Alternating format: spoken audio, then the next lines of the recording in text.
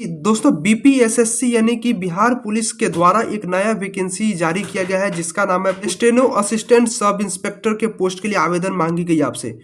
तो इस वीडियो के जरिए मैं आपको बताने वाला हूं कि steno assistant sub inspector post के लिए आवेदन प्रक्रिया कैसी रहने वाली है, सिलेक्शन प्रोसेस क्या रहने वाला है, age limit, important dates, application fee और क्वालिफिकेशन वगैरह सब कुछ जानकारी हम आपको इस वीडियो में देने वाले हैं।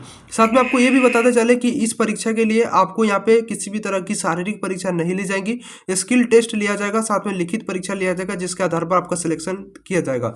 तो चलिए इस वीडियो को स्टार्ट करते हैं। यहाँ पे देख सकते हैं ये ऑफिशियल नोटिफिकेशन जो कि बिहार बीपीएसएससी की जो ऑफिशियल वेबसाइट है वहां पर रिलीज किया गया है जिसमें सभी जानकारी दी गई है। तो स्टार्ट करते हैं हम लोग एडवर्टीजमेंट नंबर से जिसका सीरियल नंबर है 01/2024 और यहाँ पे जो आपका पोस्ट रहने वाला है स्टेनो असिस्टेंट सब इंस्पेक्टर के लिए और यहाँ पे पे लेवल 5 रहेगा। वेतन के लिए 29,200 से स्टार्टिंग होगा सैलरी और 92,300 तक जाएगा।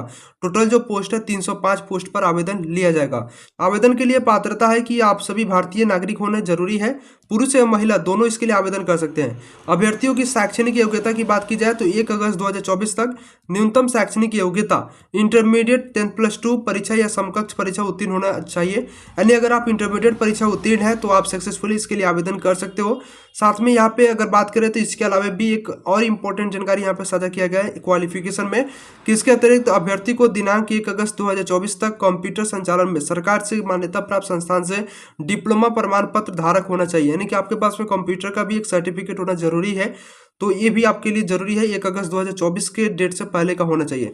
उम्र सीमा की जो गणना है 1 अगस्त 2024 का आधार मान करके ही किया जाएगा, जिसमें जो है आपका न्यूनतम उम्र 18 वर्ष रखा गया और अधिकतम उम्र जो है 25 वर्ष रखा गया है। ये जो है सामान्य कोटि के उम्मीदवारों के लिए है। अगर आप पिछड़ा वर्ग कोटि के से आते हैं या अत्यंत पिछड़ा वर्ग से आते हैं, पुरुष उम्मीदवार है तो आपका न्यूनतम उम्र 18 है और अधिकतम 27 वर्ष है। सिमिलरली अगर आप पिछड़ा वर्ग से आते हैं, अत्यंत पिछड़ा वर्ग से आते हैं और महिला है तो आप सभी का न्यूनतम उम्र 18 है और अधिकतम 28 वर्ष रखा गया है। सिमिलरली अगर बात की जाए SC ST उम्मीदवारों के लिए तो अगर आप अनुसूचित जाति, अनुसूचित जनजाति यानी SC ST के पुरुष एवं महिला उम्मीदवार है तो आपका न्यूनतम उम्र 18 वर्ष है और अधिकतम उम्र आपका 30 वर्ष रखा गया है। नियुक्ति की प्रक्रिया इसमें क्या रहने वाली है, तो नियुक्ति प्रक्रिया में लिखित प्रतियोगिता परीक्षा एवं पात्रता की जांच सम्मिलित होंगी। इसमें जो कि लिखित प्रतियोगिता परीक्षा आपका लिया जाएगा। ओके, तो यहाँ पे बताया गया कि आवेदन पत्रों के संग्रहण के उपरांत आवेदन पत्रों की समीक्षा की जाएगी एवं जिन अभ्यर्थियों के आवेदन पत्र सही पाए जाएंगे उनके लिए लिखित प्रतियोगिता परीक्षा का आयोजन किया जाएगा। लिखित परीक्षा में 2 प्रश्न पत्र होंगे। ठीक है, जब आपका एग्जाम होगा तो उसमें आपका 2 प्रश्न पत्र होंगे। पहले प्रश्न पत्र में आपका हिंदी का एग्जाम होगा जिसमें आपका जो कि ये क्वालिफाइंग नेचर का होगा, मतलब कि इसमें अगर आप 30 अंक लाते हैं तो आप यहाँ पे पास कर जाते हैं। सेकेंड जो पेपर होगा आपका, इसमें आपका जनरल नॉलेज से हो गया और करेंट अफेयर्स वगैरह से जो भी सवाल बनेंगे वो आपसे यहाँ पे लिया जाएगा जिसमें आपको पास होना जरूरी होगा। ठीक है, अब यहाँ पे वो भी जानकारी दिया गया जैसे कि यहाँ पे देखेंगे प्रथम प्रश्न पत्र में 100 बहुविकल्पीय प्रश्न होंगे, ऑब्जेक्टिव वाइज होगा जिसमें आपका 100 अंकों का सामान्य हिंदी का होगा जिसमें न्यूनतम हर्तांक जो है 30 अंक का होगा। ठीक है, अगर आप इतना अंक लाने में असमर्थ रह जाते हैं तो आपको अयोग्य घोषित यहीं पे कर दिया जाएगा। और ये जो परीक्षा की जो अवधि है पेपर 1 की प्रथम प्रश्न पत्र जो इसकी जो अवधि है 1.5 घंटे की होगी। ओके, और इसमें जो है मेधा के इसका जो हिंदी पत्र का जो प्राप्तांक है मेधा के आधार में नहीं जोड़ा जाएगा। ठीक है, तो आपका मेरिट इससे नहीं बनेगा। द्वितीय प्रश्न पत्र जो आपका रहने वाला है इसमें आपका 100 बहुविकल्पीय प्रश्न होंगे जिसका पूर्णांक जो है 200 अंकों का होगा, जिसमें सामान्य ज्ञान एवं समसामयिक यानी कि करंट अफेयर्स और जनरल नॉलेज के सवाल होंगे, जिसकी अवधि जो है परीक्षा की 2 घंटे की होगी। 2 घंटे में आपको 100 सवाल जो है इसे सॉल्व करना होगा और इसमें जो है नेगेटिव मार्किंग 0.2 रखी गई है। और उसी के अकॉर्डिंग अगर हम लोग बात करें नीचे तो इसमें जो है अगर आप लिखित परीक्षा में पास करते हैं तो लिखित परीक्षा में प्राप्त अंकों के आधार पर रिक्ति का 6 गुना सफल अभ्यर्थियों को चरण आरक्षण, कोटिवार, श्रुति लेखन आदि पात्रता की जांच हेतु किया जाएगा, मतलब कि आगे उन्हें प्रोसीड किया जाएगा। सबसे पहले हम लोग देख लेते हैं ब पार्ट में पात्रता की जो जांच है इसके अंदर लिखित परीक्षा में सफल अभ्यर्थियों को श्रुति लेखन, हिंदी एवं अंग्रेजी टंकन टाइपिंग भी होगा की जानकारी होना आवश्यक होगी। इसके लिए निम्न परीक्षा ली जाएगी। पहला की हिंदी श्रुति लेखन जो स्टेनोग्राफी होती है उसके लिए हिंदी श्रुति लेखन की जांच 80 शब्द प्रति मिनट की गति से 5 मिनट तक लेखापन द्वारा किया जाएगा।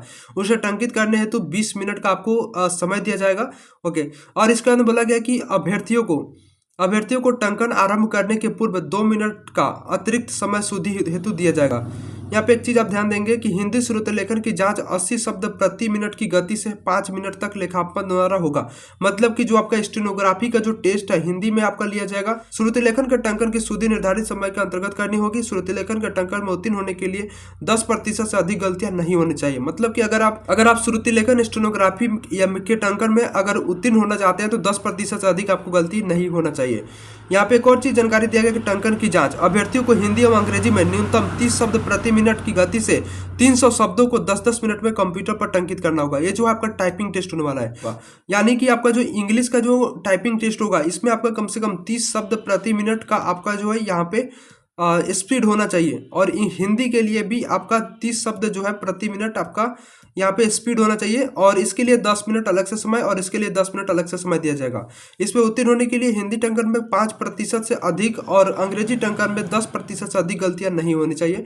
ये भी बात आप ध्यान रखेंगे। निर्धारित 10 मिनट के समय में न्यूनतम 300 शब्दों से कम टंकित करने वाले अभ्यर्थियों को अयोग्य घोषित कर दिया जाएगा। मतलब कि आपका जो पूरा टाइम जो मिल रहा है 10 मिनट का, उस टाइम के अंतर्गत अगर आप 300 शब्द अगर प्रति मिनट के हिसाब 300 शब्द अगर आप टाइप नहीं कर पाते हैं तो इस स्थिति में जो है आप सभी को अयोग्य घोषित कर दिया जाएगा। और अगर आप कर देते हैं तो आप सफल हो जाएंगे। इसके बाद में जो है 3rd नंबर सेक्शन में जो है आपका कंप्यूटर ज्ञान की जांच होगी। मतलब कंप्यूटर की नॉलेज भी होनी चाहिए, जिसमें अभ्यर्थी को MS ऑफिस और इंटरनेट से संबंधित सवाल पूछे जाएंगे। MS ऑफिस में वर्ड, एक्सेल, पावर पॉइंट से संबंधित क्वेश्चन आएंगे। इंटरनेट की व्यवहारिक ज्ञान की जांच भी की जाएगी। इस जांच में असफल अभ्यर्थी को अयोग्य घोषित किया जाएगा, साफ साफ किया गया है। उसी के अकॉर्डिंग अगर नीचे बात करी जाए तो यहाँ पे आप सभी का जो कोटिवार जो सीटें हैं, जो 305 जो टोटल पोस्ट है, इसमें से जो कैटेगरी वाइज पोस्ट बांटी गई, जैसे अनारक्षित जनरल वर्ग में 121 पोस्ट है, जिसमें महिलाओं के लिए 42 सीट रिजर्व है। अनुसूचित जाति SC के लिए जो है यहाँ पे 37 सीट है, महिलाओं के लिए 13, ST के लिए आपका 6 सीट, महिलाओं के लिए 2 सीट, अत्यंत पिछड़ा वर्ग EBC के लिए 59 सीट, महिलाओं के लिए 21 सीट, पिछड़ा वर्ग BC कैंडिडेट के लिए 37 सीट और 13 सीट महिला के लिए। पिछड़े वर्ग की महिलाओं के लिए जो है यहाँ पे 14 सीट निर्धारित की गई है और यहाँ पे देखेंगे NA है। और आर्थिक रूप से कमजोर वर्ग के लिए 31 सीट यहाँ पे जो है रिजर्व है। टोटल 305 पोस्ट यहाँ पे निकाली गई है, जिसमें से 305 में से ही 102 जो पोस्ट है 35% आरक्षण जो है आरक्षित पदों पर जो है महिलाओं को दिया गया है। ओके, अब यहाँ पे आरक्षण के लिए बात की जाए तो अगर आप SC ST से आते हैं तो आपको यहाँ पे अपनी कास्ट सर्टिफिकेट बनवा करके रेडी रखना है। और अगर आप यहाँ पे OBC से आते हैं तो आपको NCL के थ्रू आपको यहाँ पे आरक्षण दिया जाएगा।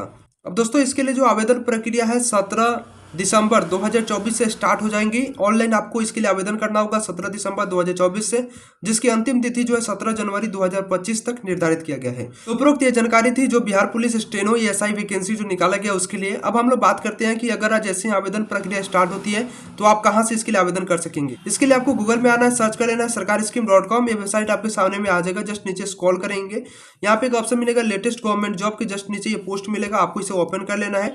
इसके बाद में ये वाला जो पोस्ट है आपके सामने में आ जाएगा, जहां पे सभी जानकारी आपको दिया गया है, जैसे कि इंपॉर्टेंट डेट्स हो गया, एप्लीकेशन फी हो गया। तो यहाँ पे जो एप्लीकेशन फी जो है जनरल BC और EBC EWS कैंडिडेट के लिए 700 रुपये रखी गई है। SC ST या और अदर फीमेल्स के लिए यहाँ पे 400 रुपये रखा गया है, जिसका भुगतान जो है आप online debit card, credit card, net banking, UPI के माध्यम से कर सकते हो। तो यहाँ पे आपको आ जाना है, नीचे स्क्रॉल करेंगे पेज को तो यहाँ पे एक अप्लाई लिंक आपको मिलेगा ऐसे, जहाँ पे अप्लाई ऑनलाइन के सामने में एक लिंक है जो एक्टिव नहीं हुआ है। ये 17 दिसंबर 2024 को होगा, तो आप यहीं से आकर के क्लिक करके आवेदन कर सकेंगे। उम्मीद है आपको वीडियो पसंद आई होगी। वीडियो को लाइक कर दीजिए, चैनल पर नया चैनल को सब्सक्राइब कर लीजिए। इस वीडियो से संबंधित अगर आपको कोई डाउट है तो आप हमें कमेंट्स में पूछ सकते हैं। मिलते हैं नेक्स्ट वीडियो में।